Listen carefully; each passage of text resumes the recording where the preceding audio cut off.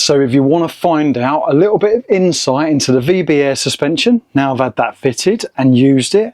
If you want to find out a little bit more about the Renogy and some of the tweaks I've made in our electrical off-grid system, and stick around. Also, if you're wondering why, looking out here, I'm on a camping and caravanning club site.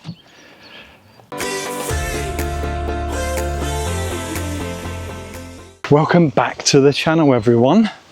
So yes, we're back from France and I've had a few things done. So when we was in France, so the thing I had done this morning was I noticed there was a leak in one of the Max Air fans, and I'm taking you on a lovely walk, which I weren't expecting to do in the sunshine. So we're at Conkers, actually. Conkers Camping and Caravan Park. It was only £20 for one night for me. It can get quite expensive if there's a few of you and some doggies. But yeah, so I'm walking to the shop because I weren't really expecting to get here this early. But I took the van back to Abacus this morning, and because of the leak, they resealed it, and it all happened pretty quick actually. So I was able to get on the road early. Now, why am I at Conkers Caravan and Camping and Caravan Club site? It's been 2 years since I've had the ceramic coating, and I've loved it, and there's nothing actually wrong with it. However, I want it tightened up again. So I brought it all this way back to Richard at PP Protect, and he's going to do, if everyone remembers actually, but when sorry, I have to get through this gap, so I was just looking at that. It's a bit tight, but I can make it. Oh, hang on a minute. So go through there, and he did say go right, so I'm going to go down here, which is all right because it's. Oh, so this Conkers, actually, while we're here looking at it, I'll get back to the other stuff in a minute. There, looks like the national park. So there's probably ample of stuff to do around here. Different walking trails and cycle trails and stuff. So it's a nice little area really if you're in the Midlands area. Not far outside of Birmingham, I suppose. Yeah, anyway, so I'm back here to see Richard and the guys at PP Protect. I'm basically wanting them to spruce up the van for me. We've had a horrible winter and the van's just got absolutely mucky. But what I was going to say, if we go back a little while now, then I had the habitation door renewed. So I was always planning to come back here and get that done. But what I thought is get France out of the way, let the van get a little bit more minging, and then they're going to clean it all up for me. So not a freebie neither, so it's all at a cost, but it's all personal choice I suppose. And it's the beginning of the season, we're just about to start festivals and stuff like that, and I want Ruby looking good because she's a good van. And as I've got to get the habitation door done anyway, I'm just going to get them to go over it, clean it for me, and if there's any touch-ups needed, any scratches needed to be taken out. So that is there's loads of them little fairy, what are they called, like little fairies coming off the tree. Don't want to eat them. But anyway, it's about 10-15 minute walk to this shop, co-op apparently, and seeing as my admin was up my backside this morning, I didn't bring anything, so I've got 2 tins of soup, I think a tin of carrots, might be peas, and some packet rice. So I don't really fancy none of that for dinner or lunch. So I'm going to do the 15-minute walk down to the shop, and plus it gets me out for a bit to explore around this area. But look, quite nice actually. I just hope I'm going the right way, and I'm doing all this off their suggestion. I didn't ping Google Maps up, didn't see the point. Like I say, been about 2.5 hour drive to get here. So that's good, but I thought while I'm here, I'm going to explain a little bit about what I've found that you don't get told about on the VB air suspension. So I'm going to carry on with this walk, and when I'm back to the van, I'll explain all. So you might see a little bit more of this walk, because it is quite nice. And like I say, I can guarantee I'm going the wrong way here. He did say go out, follow the path along there, turn right. We'll see. If I end up near a canal, then I think I've gone in the right direction, because I did hear something about a canal. But the crazy thing is, it's not crazy actually. I feel so sorry for him. But it seemed like I just picked a grass pitch. I just wanted the cheapest pitch. Like I say, it was 20 quid for one night. However, if you've got a caravan, you tend to like to go on the grass pitches if you're able to, because you can get your awning out, and it's quite nice actually, the grass underfoot, and it's actually really nice grass I got there. However, to get on, even though there's loads of space, they just took them on this corner. So pretty much where the drive over waste is, then you've got a Walden van and some fencing. And they're coming back off their holiday, and this is a stopgap in between, bless them. And all I heard was this massive crunch. And yes, the caravan was pretty much wedged into the corner of the post. Having a chat with him after, you know, I helped him get out of the situation, but having a chat after, he just said had his eyes fixated on the person he was following in, took his eyes off the mirrors for a couple of seconds and then took the van out. And it is a fair bit of damage. He said he's just going to claim off the insurance, but hopefully they had a good holiday when they was away and they have a good night tonight. It don't put them off, this sort of thing, but I'm sure they'll be all right. They seemed okay. And let's get on with this walk. I think I've made a boo-boo. I'm meant to be down here. Yeah, no way down, and I'm not jumping. So, but then again, if I carry on walking on this path, looking at Google Maps, it says it's 0.9 of a mile, but I have to keep going down here, go round and come all the way back. I suppose once I get to the shop, the good thing is I can then set the sat nav for the campsite. I'm sure it'll be a bit of an easier walk back. But actually, the walk I'm doing is quite pleasant. About 1.5 miles in total to the shop. Because I was looking at it, I thought I better double check, because he said it's about 10-15 minutes. I thought, hang on, that says 25 minutes. And that's the reason why I went right, and I should have probably carried on going straight up at that point. Hey ho, I got all day, and as you notice, I'm on my own because Jodie's at home working. However, we are off to a festival this weekend, so yeah, it's all good, all good. But I'll remind myself that when I get back, not only will I talk to you about the VBS suspension, I'll talk to you a bit about Renogy. Let's find this other track, eh? Otherwise I could be here for a while. I think I found another shortcut. This takes you apparently to a museum. Right. What way? I do not know. So I'm going to go through this gate here and up that path. It is a footpath up that way. I don't know. Hang on, let me get the maps out. I think this is a better way around. Whew, it's hot. Vehicle coming, no. Well, this is a bit dark and dingy. Right, I think we're on the right track now. What a nice area. Everything always looks further on Google Maps. I don't know if you've noticed that yourselves, if you use it, that is. But beautiful area, very nice. Yeah, liking this. You know that road that I showed you off that bridge? I'm on it. I'm actually on it. So yeah, 0.3 of a mile up here.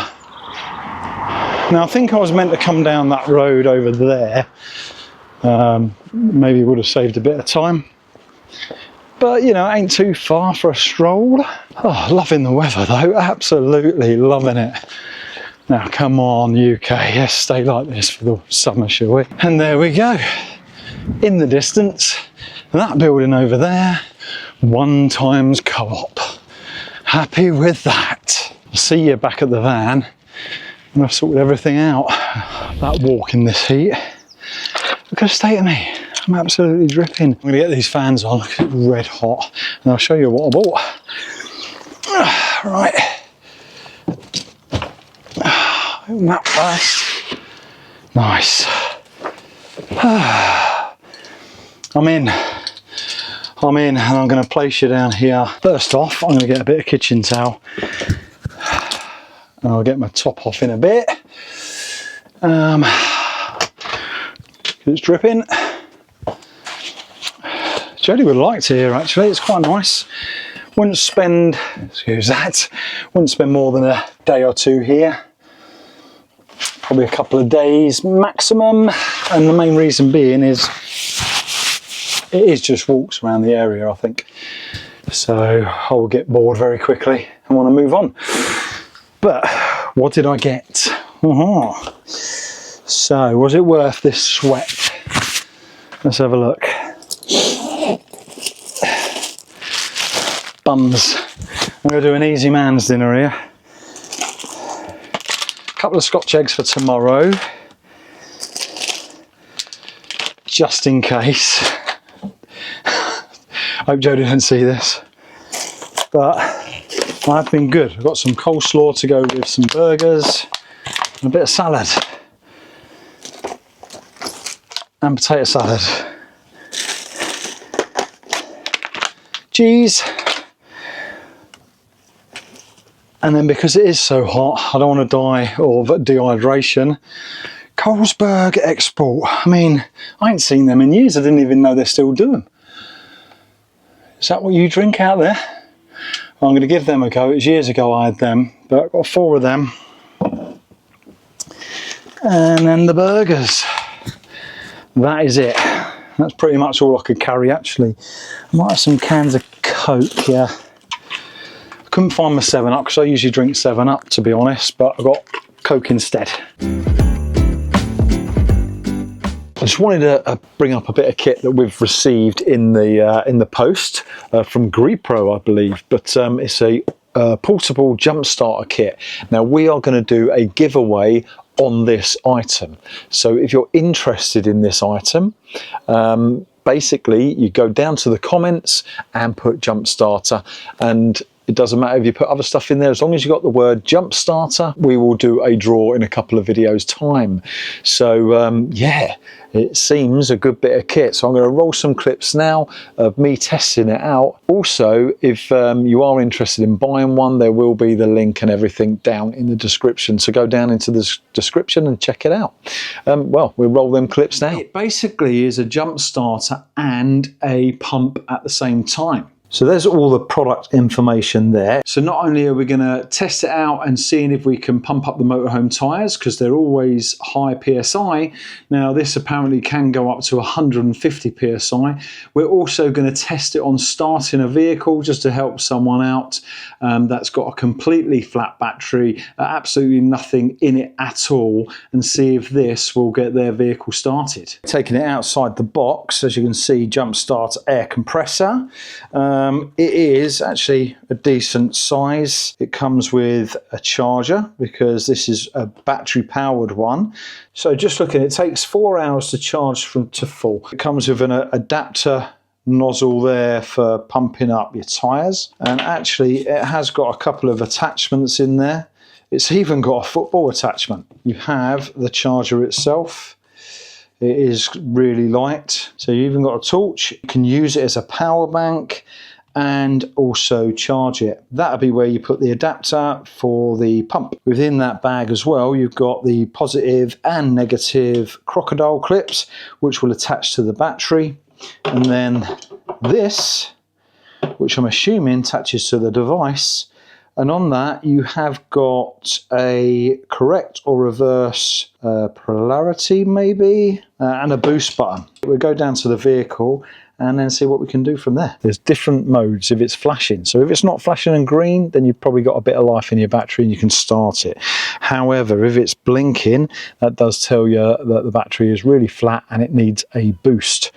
And there is a boost button on there, so I will undo the boost. Just to show you how dead this battery is, here's one key And there's the accelerator. So keys there.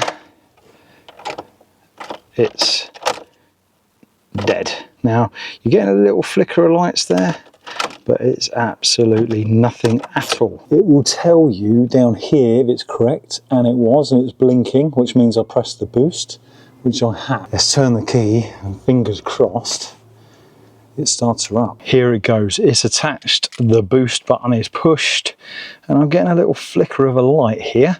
So let's see if I can get it going. Right, key in, let's go.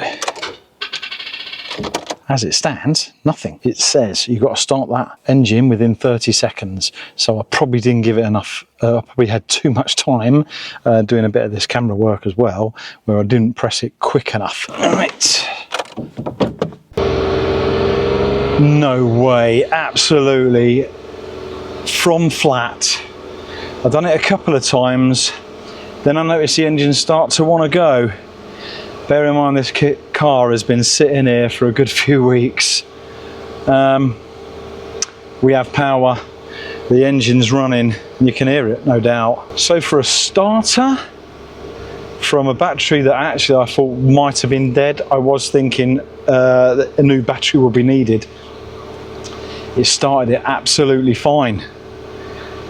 So now I wonder, will I be able to pump my tyres up at 65 psi?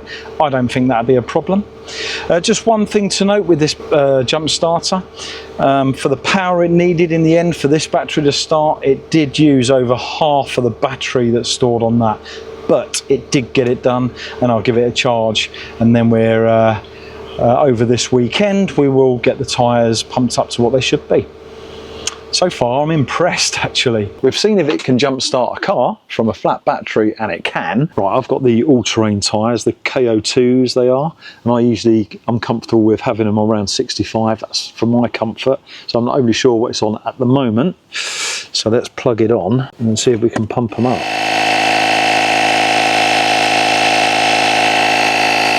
Definitely tyres need a clean. So yeah, it goes up to 70 all right. So as for what I need to pump up these tyres, it seems okay. What I did notice though with the attachment, it was leaking a little bit of air as well. So it was like fighting that through, even no matter how hard I was pushing that on. So yeah, the attachment I would say isn't the best, but it does do the job. And as for a start kit, well, it's not too bad at all. So like I say, get down in the description, check it out, have a look. If you want one, then all the information will be down there. But if you want the freebie, we've only got one to give away. Don't forget a jump starter in the comments, and yeah, we'll see who's a winner. So that's me rested up. So I've had about an hour in the sun actually, and wow, it's lovely out there. But no, getting back to the VB air suspension. Would I recommend it to anyone? It comes with a big hefty price tag, right?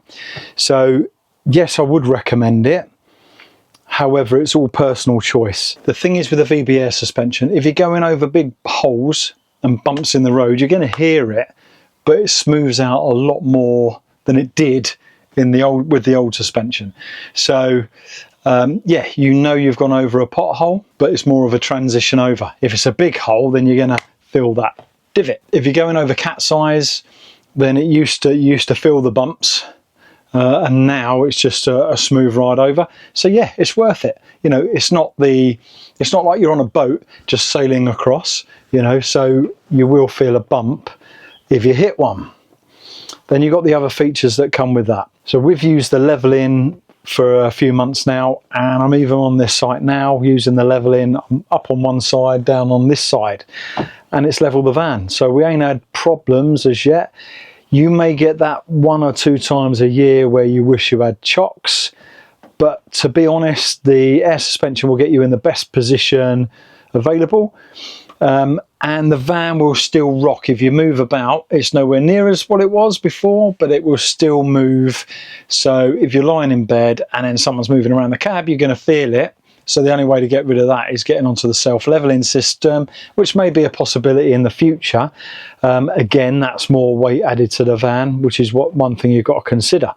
So if I was to go for one or the other, I would definitely try out the air suspension first. It's a few £1,000s more than the levelling system, but if you're buying just a levelling system to level yourself, well, you know, the air suspension will do it in majority of places.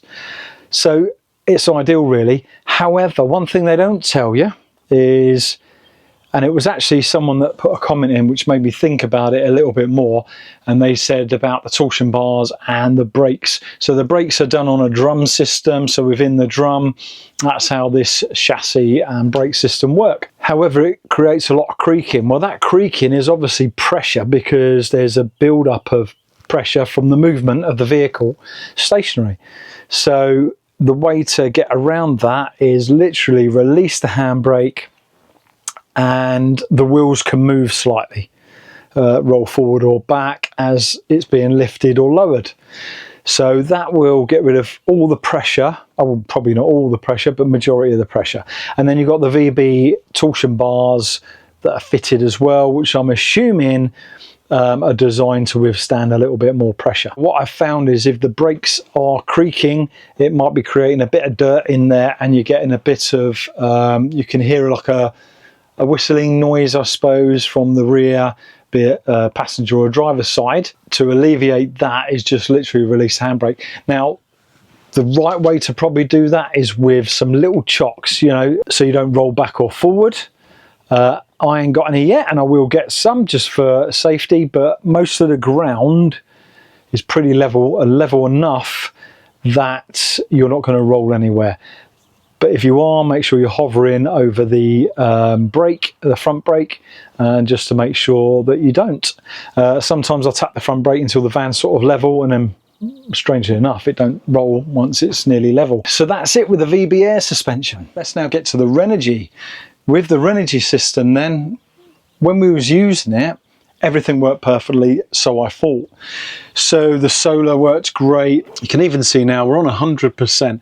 We've actually got 530 amp hours in the battery, and I've been charging certain things up. I've had both max air fans on 80 blowing in, give us a nice cool air in the van, even though I've been sitting outside, because basically the solar's been generating the power for that, so that's great. However, I found when driving, let's sit over here, it'll be a bit sunny that side, let's sit over this side. So on driving then, I was assuming that the battery was getting charged from the DC to DC, and it was. So I thought I'd have a little quick look at the app. So when we was in idle, i.e. at traffic lights, or if we were just running the engine, the DC to DC charger was charging the leisure battery. Good, you know, 600 just over watts going into the leisure battery, perfect. But when I started to drive away, there was no charge from the DC to DC. It was all done from solar. So when we done our France trip, most of that charge was done from solar. And if we had had DC to DC, we probably would have been on 100%, a lot more than we were. So what was the issue then? Right, but I need the app for this. So there's a settings menu, and because we're on a smart charger, which these are compatible with smart chargers, if I go on to DC to DC, you have a forward charge start volts and you have a forward charge stop volts. Now, when I first done this, they told me just to put the forward charge start volts down to its lowest, which I think at the time was around 13 volts, and the forward charge stop volts to 11.5. Now I can't remember what one. I think it was the forward charge start volts needed to be lower. So they changed the app for that, which was good. So there was an update that came out, and you can now put that on 12.7 volts and then the forward charge stop volts on 11.5. And now I'm getting no problem at all. So when we're motoring along, we're getting a good charge. So I charged a good 100 odd amp hours within an hour. That weren't a problem at all. When we was driving home, because that's when I tested it out. So yeah, just so you know, on the app, you probably can't see it, but you've got the forward charge stop and start volts. One's at 12.7, one's at 11.5. That's alleviated that problem. They've changed the app for that. So yeah, the system works great. The inverter works great. Trip switches we've tried out, we've pushed it to its limits and it works absolutely fine. And as for power, even though on this club site here, I'm still not plugged in. Like I said, I've got 100% battery. I can use the inverter. There is no need for me to plug in at the moment, not with the sun as it is. So yeah, that's that. I'm going to enjoy a little bit more of the sunshine and tomorrow get down to see Richard and the team at PP Protect and basically get him to spruce it up. Let me just show you a little bit of the outside. See the site there, it goes all the way around in a loop. It's quite full actually, but it is quite a sunny day. We're on a Tuesday today. There is a few motorhomes, plenty of caravans.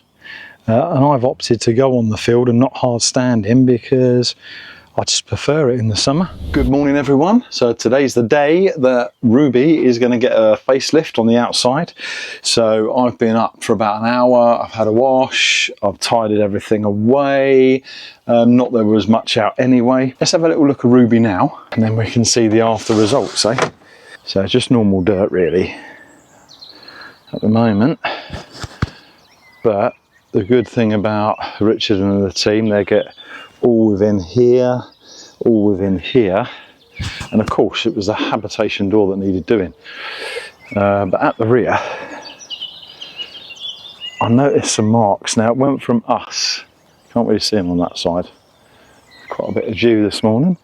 Can't really see them at the moment, but yeah, some marks down here, possibly from the original owners. But I want them taken out. But I think the whole thing just needs a good going over, you know, once it's done, and then I'll be all right for another couple of years. I can keep on top of it. But I want the door done really because I don't want it fading neither. So the rest of the bodywork won't fade from the sun bleaching it. So because it's a new door, let's get that done. So I'm going to head down there and probably show you the finished result when I get back. And I've arrived now at PP Protect. Richard and the team are now giving the van a wash. So, well, actually the van has been washed, but they're in a new location, Occupational Lane I think it is. So they got the units within this area, very easy to get to if you're coming down this way. And that campsite I stayed at is ideal for the one night stop, or you can even get the job done and then go back. Ideal really, because it's literally about 2 miles away. So it took me 6 minutes from the campsite basically to get here. The new unit's here. They can fit a couple of vans in that unit and a car. But as you can see, it's all getting done now. The good thing about these guys as well, they don't sort of like clamber over your roof. So if you're worried about people stepping on your roof, they don't do that. They use the ladders to the side. And give it a good clean. So the main reason I'm here then is to get the hab door done, but as I'm here they're going to do the whole lot, take out any scratches, which actually there ain't that many if any. I suppose the front of the cab, that's part of the cab that, you know, gets hit a lot by stones and stuff, so they'll take out any impurities of that and give that a good going over again.